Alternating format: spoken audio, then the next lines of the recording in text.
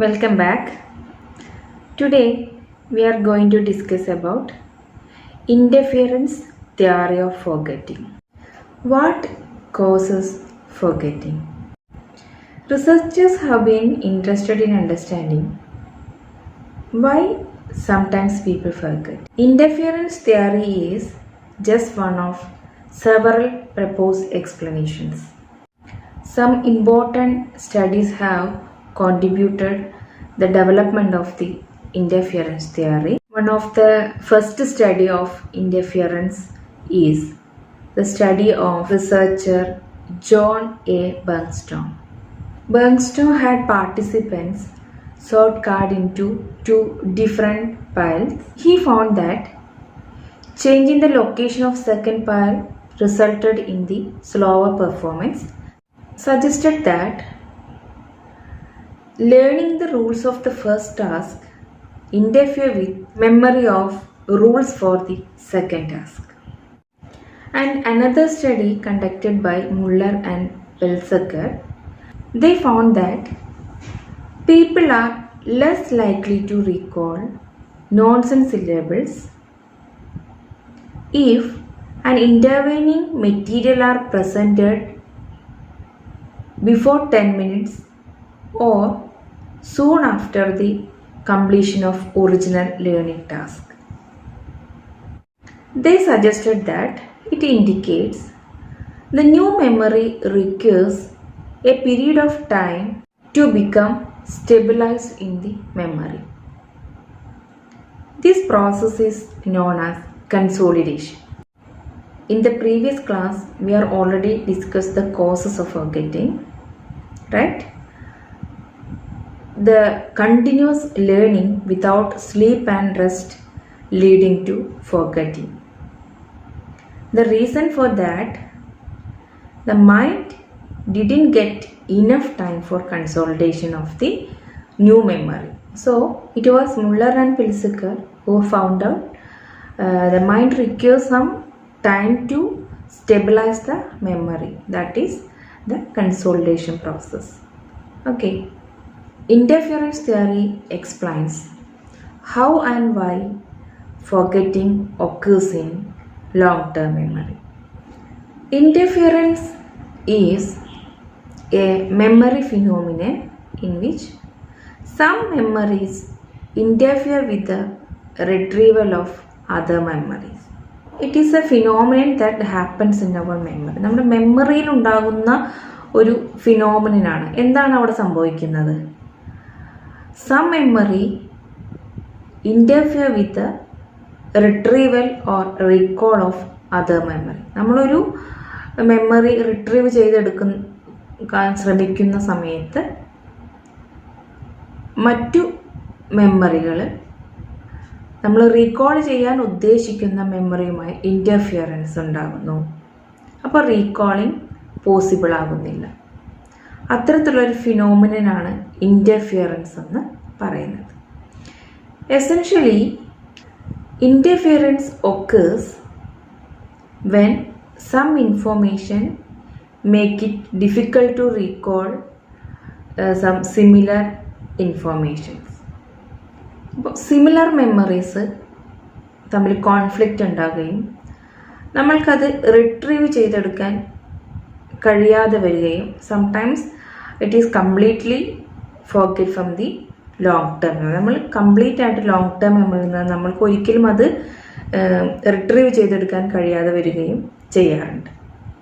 അത്തരത്തിൽ ഒരു മെമ്മറി മറ്റൊരു മെമ്മറിയുടെ റിക്കോളിനെ ഇൻ്റർഫിയർ ചെയ്യുന്നതിനെയാണ് നമ്മൾ എന്ത് പറയുന്നത്? ഇൻ്റർഫിയറൻസ് തിയറി ഓഫ് ഫോർഗെറ്റിംഗ് എന്ന് പറയുന്നത്. തിയറി പറയുന്നത് ഇത്തരത്തിലുള്ള ഇൻ്റർഫിയറൻസ് ഉണ്ടാവുന്നത് കൊണ്ടാണ് നമ്മൾ ഇൻഫോർമേഷൻസ് മറന്നു പോകുന്നത് എന്നാണ് ഈ തിയറി പറയുന്നത്. Cognitive psychologist distinguishes two types of interference: proactive interference, retroactive interference.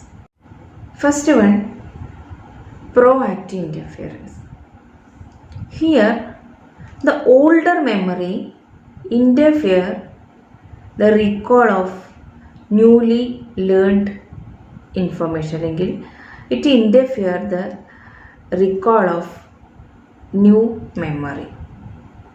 Pro active ഇൻഹിബിഷനിൽ എന്താണ് സംഭവിക്കുന്നത്? പ്രീവിയസ്ലി ലേൺഡ് മെമ്മറി, നമ്മൾ പുതിയതായി ലേൺ ചെയ്തിട്ടുള്ള ഇൻഫോർമേഷൻസ് അല്ലെങ്കിൽ മെമ്മറിയുടെ റീകോളിനെ ഇൻ്റർഫിയർ ചെയ്യുന്ന അത്തരത്തിലുള്ള ഇൻ്റർഫിയറൻസിനെയാണ് നമ്മൾ എന്ത് പറയുന്നത്? പ്രോ ആക്റ്റീവ് ഇൻ്റർഫിയറൻസ് എന്ന് പറയുന്നത്. In pro active interference the previous learn memory interfere with the recall of newly learned information or memory. In proactive interference, the previously learned memory interfere with the retrieval of new memories. Why the previous learned information or previously learned memory interfere with the newly learned memory? One of the possibility is older memories are often rehearsed and cemented into the long-term memory, and it is easy to retrieve or recall than the newly learned memory. എന്തുകൊണ്ടായിരിക്കും നമ്മൾ previously learned ആയിട്ടുള്ള ഒരു thing നമ്മൾക്ക് പെട്ടെന്ന് easily retrieve ചെയ്തെടുക്കാൻ പറ്റുന്നത്? ഒരു സാധ്യത എന്ന് പറയുന്നത്, ഒരു പക്ഷേ നമ്മൾ ആ ഒരു പ്രീവിയസ്ലി ലേൺഡ് ആയിട്ടുള്ള ഇൻഫോർമേഷൻസിനെ നമ്മൾ കണ്ടിന്യൂസ് ആയിട്ട് ഇടയ്ക്കിടയ്ക്ക് നമ്മൾ യൂസ് ചെയ്യുന്നുണ്ടാവാം. അതുകൊണ്ട് തന്നെ നമ്മുടെ ലോങ് ടേം മെമ്മറിയിൽ അത് അത്രയും സ്ട്രോങ് ആയിട്ട് നമ്മളത് അവിടെ മെമ്മറി ട്രീസ് ക്രിയേറ്റ് ചെയ്യപ്പെട്ടിട്ടുണ്ടാകാം. അത് ഓഫൺ നമ്മൾ യൂസ് ചെയ്യുന്ന കൂടിയുണ്ട് അല്ലേ. അപ്പോൾ ആ മെമ്മറി ട്രീസിന് പ്രത്യേകിച്ച് ഡീകേ അല്ലെങ്കിൽ ഫേഡിങ് ഒന്നും സംഭവിച്ചിട്ടുണ്ടാവില്ല. സോ നമ്മൾ ഒരു വ്യക്തിയെ സംബന്ധിച്ചിടത്തോളം ഏറ്റവും ഈസിലി ആയിട്ട് തോന്നുന്നത് ആ പ്രീവിയസ്ലി ലേൺഡ് ആയിട്ടുള്ള കാര്യങ്ങൾ റിട്രീവ് ചെയ്തെടുക്കുന്നതാകാം. നമ്മൾക്ക് ഈസിലി നമുക്കത് റിട്രീവ് ചെയ്തെടുക്കാൻ പറ്റുന്നുണ്ട്. ഒരു പക്ഷെ പുതിയതായി നമ്മൾ ലേൺ ചെയ്തിട്ടുള്ള മെമ്മറി എന്ന് പറയുന്നത് അല്ലെങ്കിൽ ഇൻഫോർമേഷൻസ് എന്ന് പറയുന്നത് അത്ര സ്ട്രോങ്ലി നമ്മളതിനെ എന്താ പറയുക സിമെൻറ്റ് ചെയ്യപ്പെട്ടിട്ടുണ്ടാവില്ല നമ്മുടെ ലോങ് ടേം മെമ്മറി. നമ്മളതിനെ അധികം റിഹേഴ്സൽ ചെയ്യാതെ ആയിരിക്കാം ഉണ്ടാവുക. അതിനേക്കാൾ കൂടുതൽ നമ്മൾ പ്രീവിയസ്ലി ലേൺഡ് ആയിട്ടുള്ള കാര്യത്തെ റിഹേഴ്സ് ചെയ്തിട്ടുണ്ടാകാം. അപ്പം അത്തരം സന്ദർഭങ്ങളിൽ സ്വാഭാവികമായും ഏറ്റവും കൂടുതൽ നമുക്ക് പെട്ടെന്ന് ഓർത്തെടുക്കാൻ പറ്റുന്നത് ഏറ്റവും കൂടുതൽ നമ്മൾ റിഹേഴ്സ് ചെയ്തിട്ടുള്ള കാര്യമായിരിക്കും അല്ലേ. അപ്പം അങ്ങനെ ഉള്ളത് കൊണ്ടാവാം ഒരു പക്ഷേ ആ പ്രീവിയസ്ലി ലേൺഡ് മെമ്മറീസ് നമ്മുടെ റീകോളിംഗ് ഓഫ് ന്യൂ മെമ്മറീസിനെ ഇൻ്റർഫിയർ ചെയ്യുന്നത്.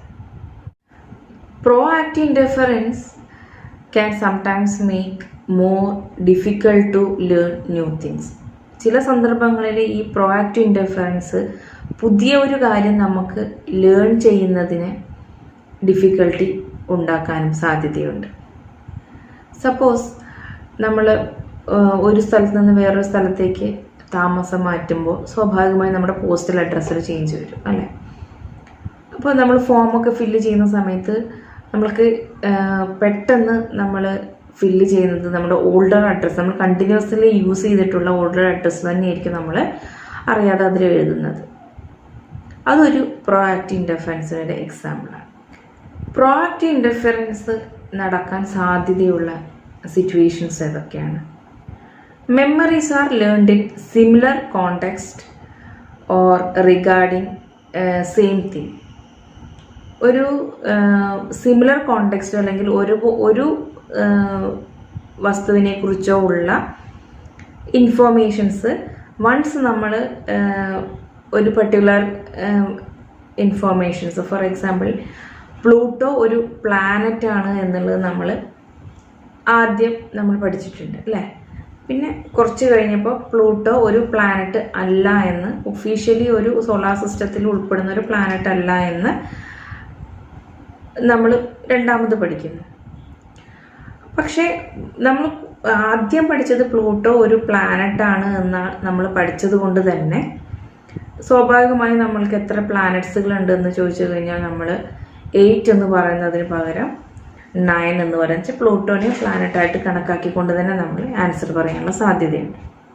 അപ്പോൾ പ്ലൂട്ടോനെ കുറിച്ച് തന്നെയുള്ള ഒരു ഇൻഫോർമേഷൻ ആദ്യം നമ്മൾ പ്ലൂട്ടോ ഒരു പ്ലാനറ്റ് ആണെന്നും ദെൻ പിന്നെ അതിനെ പ്ലാനറ്റായിട്ട് കൺസിഡർ ചെയ്യുന്നില്ല എന്നും പഠിച്ചതിൽ സ്വാഭാവികമായും നമ്മൾ അതിൻ്റെ റിയൽ ആൻസർ പ്ലൂട്ടോ പ്ലാനറ്റ് ആണോ അല്ലേ, അല്ലെങ്കിൽ എത്ര പ്ലാനറ്റ്സുകൾ ഉണ്ട് എന്ന് ചോദിക്കുന്ന സമയത്ത് മെമ്മറിയിൽ നിന്ന് നമ്മൾ റിട്രീവ് ചെയ്തെടുക്കുന്ന സമയത്ത് നമ്മൾക്ക് ഇത്തരത്തിലുള്ള പ്രോ ആക്റ്റീവ് ഇൻ്റർഫിയറൻസ് ഉണ്ടാവാനുള്ള സാധ്യതയുണ്ട്.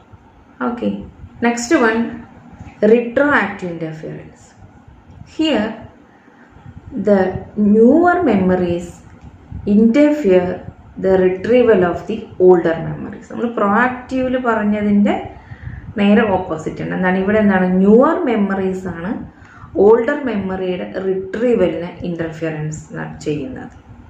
Okay, this type of interference causes A backward effect, that is the retrieval of previously learned memories. That is, it make more difficulty to recall the previously learned memories.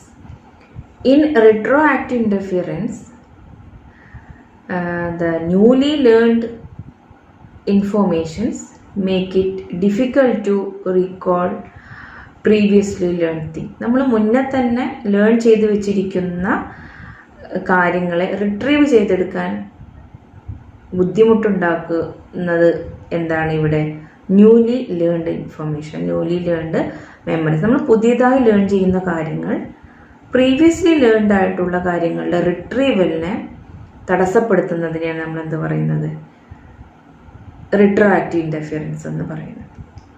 The ability to recall the previously learned information is reduced if it is not utilized. നമ്മൾ previously നമ്മൾ learn ചെയ്ത് വെച്ചിരിക്കുന്ന ഒരു ഇൻഫോർമേഷൻസിനെ retrieve ചെയ്തെടുക്കാൻ കഴിയാതെ വരുന്നത് എപ്പോഴാണ്, നമ്മൾ അതിനെ യൂട്ടിലൈസ് ചെയ്യാതെ വെച്ചിരിക്കുകയാണെങ്കിൽ. നമ്മൾ DK തിയറിയിൽ പഠിച്ചിട്ടുണ്ടായിരുന്നു അല്ലേ, ഒരു കുറേ കാലത്തേക്ക് നമ്മൾ മെമ്മറിയിൽ നിന്ന് അതിനെ റിട്രീവ് ചെയ്തെടുത്തിട്ടില്ല എങ്കിൽ, അല്ലെങ്കിൽ യൂട്ടിലൈസ് ചെയ്തിട്ടില്ല എങ്കിൽ മെമ്മറി ട്രീസ് DK ആവും, അപ്പോൾ നമ്മൾ മറന്നു പോകുമെന്ന് നമ്മൾ പറഞ്ഞിട്ടുണ്ടായിരുന്നു അല്ലേ. അപ്പോൾ ഇവിടെ ഈ പ്രീവിയസ്ലി ലേൺഡ് ആയിട്ടുള്ള കാര്യങ്ങൾ മറന്നു പോകാനുള്ള സാധ്യത എന്ന് പറയുന്നത് എന്താണ്, നമ്മളത് യൂട്ടിലൈസ് ചെയ്തിട്ടില്ലെങ്കിൽ സ്വാഭാവികമായും അത് മറന്നു പോവുകയും അതിൻ്റെ സ്ഥാനത്ത് നമ്മൾ ന്യൂലി ലേൺഡ് ആയിട്ടുള്ള കാര്യങ്ങൾ നമ്മൾ സൂക്ഷിക്കുകയും ചെയ്യും. അപ്പോൾ സ്വാഭാവികമായും ഈ ന്യൂലി ലേൺഡ് ആയിട്ടുള്ള മെമ്മറീസ് അങ്ങനെ ഓൾഡർ അല്ലെങ്കിൽ പ്രീവിയസ് ആയിട്ട് നമ്മൾ ലേൺ ചെയ്ത് വെച്ചിരിക്കുന്ന മെമ്മറിയുടെ റിട്രീവലിനെ തടസ്സപ്പെടുത്താനുള്ള സാധ്യതയുണ്ട്. അത്തരത്തിലുള്ള ഇൻ്റർഫിയറൻസിനെയാണ് നമ്മൾ എന്ത് പറയുന്നത്, റിട്രോആക്റ്റീവ് ഇൻ്റർഫിയറൻസ് എന്ന് പറയുന്നത്. So the retroactive interference is the new information interfere with the retrieval of previous information. Retroactive interference have a dramatic impact on the retention of knowledge. So there are some effective strategies to minimize the impact of retroactive interference. The first one is overlearning. Overlearning is an effective approach to reduce the impact of retroactive interference. It means studying and practicing what has been learned over and over until you have achieved the sufficient mastery of subject or skill. This overlearning helps us to ensure that the newly learned information more stable in our long-term memory, and it increase the recollection and the performance. Okay, so through the overlearning we can reduce the effects of retroactive interference. നമ്മൾക്ക് ഈ retroactive interferenceനെ അതിൻ്റെ ഇമ്പാക്റ്റിന് നമ്മുടെ മെമ്മറിയിലുള്ള റിറ്റൻഷന് മുകളിൽ അതിനുണ്ടാകുന്ന ആ ഇമ്പാക്റ്റിനെ നമ്മൾക്ക് over ലേണിങ്ങിലൂടെ കുറയ്ക്കാൻ പറ്റും. Interference theory പറയുന്നത് എന്താണ്, ഫൊർഗെറ്റിങ്ങിന് കാരണമാകുന്നത് ഇത്തരത്തിലുള്ള മെമ്മറീസിൻ്റെ ഇൻ്റർഫിയറൻസ് കൊണ്ടാണ് എന്നാണ് ഇൻ്റർഫിയറൻസ് തിയറി പറയുന്നത്. അപ്പോൾ രണ്ട് തരത്തിലും ഇൻ്റർഫിയറൻസ് ഉണ്ടാകുന്നുണ്ട്, പ്രോആക്റ്റീവും റിട്രോആക്റ്റീവും. ഓക്കെ, അപ്പോൾ ഇത്രയാണ് നമ്മുടെ ഇൻ്റർഫിയറൻസ് തിയറി ഓഫ് ഫോർഗെറ്റിങ്ങിനെ കുറിച്ചിട്ടുള്ളത്. ഈസി ആണല്ലോ, എല്ലാവർക്കും മനസ്സിലായി കാണുമെന്ന് വിചാരിക്കുന്നു. അടുത്ത വീഡിയോയിൽ കാണാം. ഓക്കെ.